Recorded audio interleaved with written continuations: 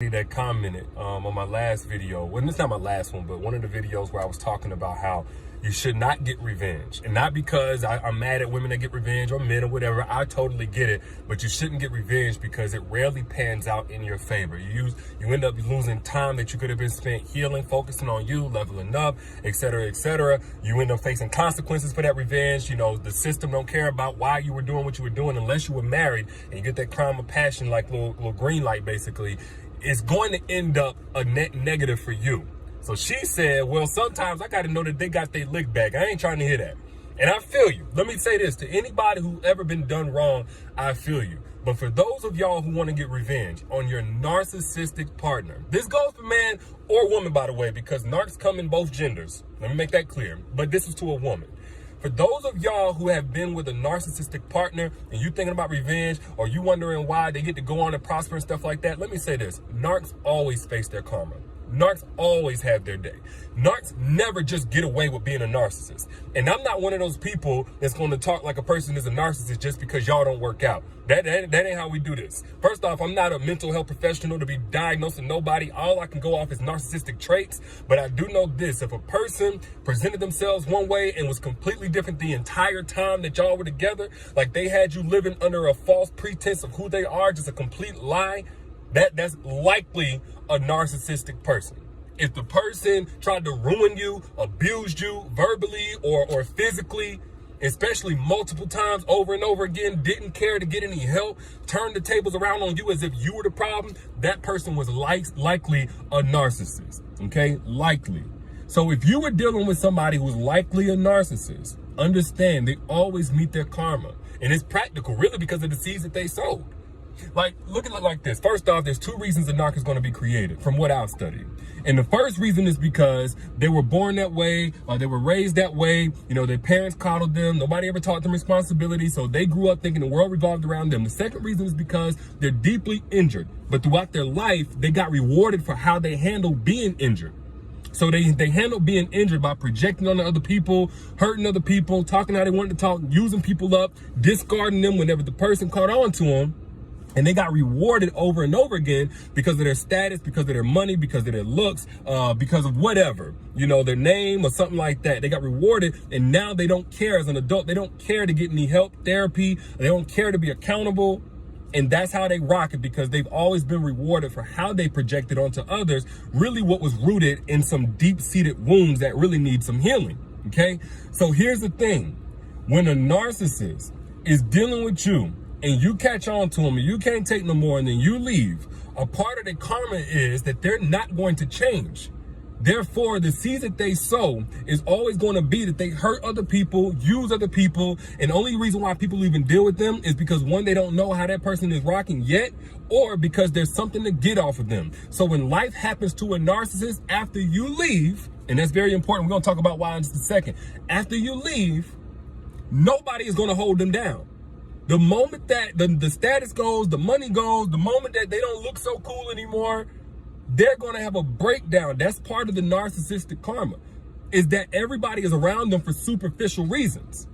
Nobody is around them because of their character. Like, life happens to everybody, but when bad things happen to good people, you're always going to have somebody going to hold you down. The people that know you best are always going to be there for you, whether it's family, friends, except narcissists typically are abandoned the moment things don't look great, and the moment they can't pay for people to be friends with them, the moment they don't look so cool or whatever, because they were never around a narcissist for their true character. Another part of narcissistic karma is the demons. Now, I know some of y'all don't believe in demons. Y'all don't believe in the spiritual aspect, which is interesting to me because I think just about everybody has dealt with soul ties at some point. Just think about it in your own life. The proof of soul ties is in your own life. If you've ever had sex with the wrong person, did you notice that things started getting shaky in your life outside of the romantic relationship that you had with them? Maybe you didn't even have feelings for them, but you gave yourself, you messed around, just laid down with them. Hey, it is what it is. No judgment here. But you notice your peace was compromised. You notice that your money got a little funny. You notice that friendships started getting shaky. Things just started getting negative. Your mood was down. Energy was down. No STD. Oh, it was an STD, a spiritually transmitted demon. But put I down in the chat if I'm talking to anybody. Or if you've ever just gotten really, really attached to a person. And again, life outside, like life before them was good. job, career, your optimism, your energy, your relationship with God, your relationship with yourself, friends. And then you got attached to the wrong person that wasn't for you, and everything else got shaky. Everything else started going down. And the more you got attached to that person, these are evidence of negative soul ties, in which there are soul ties, I believe, that can pull you up. Whenever you get married to the right person, when you get married to an evolved man, that's a soul tie that actually pulls you up, that's mutually beneficial. But back to what I was saying, when a narcissist hurts a good woman, messes up a good woman, discards that woman, or that woman gets tired of him and finally gets the courage to leave, they're left to deal with those demons alone. That's part of the narcissistic karma. Those demons that was affecting you now are back to their rightful owner. And they're going to ruin that person. They're not going to have peace at night. They're going to lose themselves in addictions because they're trying to cope with the demonic fight that they really need to take both spiritually and to somebody's therapist's office. But they won't do that, of course. And see, they was able to use you as kind of this punching bag spiritually and emotionally. They was able to use you to project on, and that was their coping mechanism, so they never had to deal with those demons. Meanwhile, you were the one fighting their demons because you was tied to them.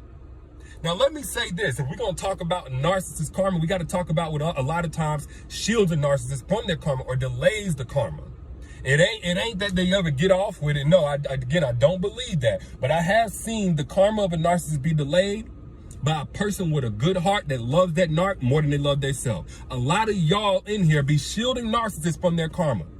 That's right. A lot of y'all partners, man, was supposed to face the consequence of losing you because they fumbled you, they hurt you, they played on your heart, they played in your face. They were supposed to face them consequences a long time ago, but you steady staying in their life, shielding them from their consequences. Meanwhile, all that's really happening is you're getting shielded from your blessing. You staying in a person's life that don't deserve you to improve it with their actions over and over again. Talking about, I hope they learn their lesson. Or one day, God gonna show them. God can't show them because you in the way. They supposed to be getting hit in face first with consequences of their words and actions with you. They're supposed to be their blessing. But you steady loving them and looking out for them, knowing that it's not good for their life if you're not in it. Knowing that you deserve better. But instead of acting on what you know, you standing in the way of what's supposed to be their consequences, and now you're becoming a reward incentive for them to keep doing what they're doing. Again, I'm not judging you, I'm just keeping it real. A lot of y'all, if you ever been with a person and you notice that their life went downhill after you, more than likely, you have grace on your life that was covering them the entire time you were with them from their consequences, from what's supposed to be coming their way. Meanwhile, their demons were on you. And the reasons why a narc's demons will mess with you and seemingly not be messing with them while y'all are together is because you don't rob an empty house. The enemy is not going to rob an empty house. I think the saying is you don't kick a dead dog, but I don't like that saying. You don't rob an empty house. The demons are always going to gravitate towards who has the greatest destiny, who has the greatest future. So you get involved with somebody who really ain't got this calling on their life. They really ain't got these type of blessings supposed to come their way. And the demon's going to come to you, to attack your destiny through the soul tie. I know I'm getting kind of spiritually deep and all of that kind of stuff, but some of y'all are with me down there in the comments. I already see. The whole time, though, you shielding them from what's supposed to be stop shielding people from their consequences. A man playing your face, and this goes both ways, by the way. Men who might be on here, same thing goes for you. Woman playing your face, but for the a man playing your face over and over again. Again, I'm not talking about somebody who falls short, takes accountability, is willing to right their wrongs if given the opportunity, that kind of thing. I'm talking about a person with no conscience. They don't lose no sleep at night. They'll ruin your friendships. They'll ruin your job. They attack your self-esteem. They're not just passive aggressive because they don't know how to communicate. They're passive aggressive because they know that tortures you, not knowing what the issue is. They use silent treatment to manipulate you, to gaslight you. They turn things around on you, knowing that they're the perpetrator, knowing that they're the problem. And that person does that over and over again, despite the deterioration that they can see of your soul. That person does that. You need to move out the way and let them face their consequences. You don't have to go and get revenge. The only revenge that you really need is to remove yourself from their life, remove your grace from their life, and go heal and be better. They're going to get theirs. And this is why, like, I'm not big on distinguishing between good and bad men. Because when I'm talking about good and bad, a lot of y'all see the good in these dudes, and really it's just a good front. It's just good potential. It's not good application. A man can be good all day. If he's not a good contributor to your life, if he's not bringing positive value to your life, you don't need to be dealing with him. Because I guarantee you, men feel the exact same way. We feel the exact same way. If you're not adding value to our life, we're not dealing with you. And nothing's wrong with that. You have to be selfish to an extent where you protect your heart, because if you don't protect your heart, who will? But again, stop looking for the good in a man if you're going to deal with him in a relationship context. Look for his evolution. And the evolution of a man also involves his spiritual aspect. If that man ain't dealt with his demons, if he ain't took him to a pastor, a therapist, or something like that, he don't need to take him to you. A lot of men out here don't need a new woman, need a good woman, need a wife, need a relationship. They need a therapist. They need a therapist. And y'all are moving in place of what a man really needs because he's the man that you really want. But sometimes what you want don't deserve you. And I gotta be talking to somebody. I know I'm talking to somebody today. But you deal with a guy who has evolved to understand what it is he's doing. There's no shame in at some point having demons. The real shame is displacing those demons on somebody who just came to love you. That's the real shame. And then when I talk about an evolved man, like I said, there's spiritual, there's mental, there's emotional, financial, and physical elements to a man's true evolution. So where you're not trying to fix him, you're not trying to fight his demons for him, you're not trying to make him grow up from a boy into a man. He's already done that work. He's not perfect, but he's already done the work to be functional and a valuable contributor to your life. If you want more information on how to evaluate a truly evolved man, not just a pretender, but a truly evolved man, click the link that's pinned right here down in the caption.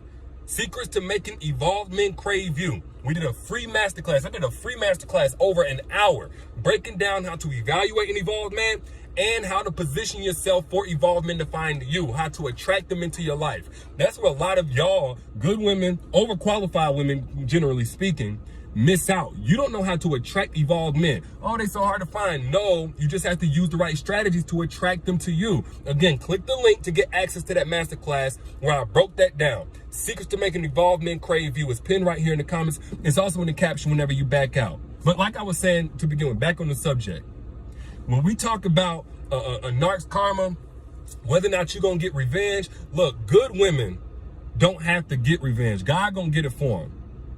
Good women don't have to get their lick back. Karma gonna get it for you. And I promise you, God hit way harder than you. God hit way harder than you. Karma hits way harder than you can hit. So if you're dealing with somebody that tried to ruin you, if you're dealing with a narcissist, somebody that was gaslighting you, maybe they weren't a narcissist, technically speaking, but they were narcissistic in their relational style of engaging with you. Go be better, detach yourself. That's the best thing that you can do. Get peace, forget that they ever existed. That's the real blessing in dealing with all of that. You know, they always say, oh, hindsight 2020, you know, there's a lesson in everything. The biggest lesson you need to learn is that you don't need to stay too long where you're not welcome anymore. Don't stay where you're tolerated. Go where you're appreciated. Free yourself up to somebody who knows how to appreciate you. But those are just my thoughts. Y'all share this on your timeline. If you got anything from it, need somebody to share this right now because somebody else on your timeline probably needs to hear this message. And don't forget to get access. If you're looking for or in the market for an evolved man who has evolved past these demons and all this other stuff, click the link pinned right here in the comments. Secrets to Making Evolved Men Crave You. Free masterclass. Get it now before it comes down. Holla at y'all later.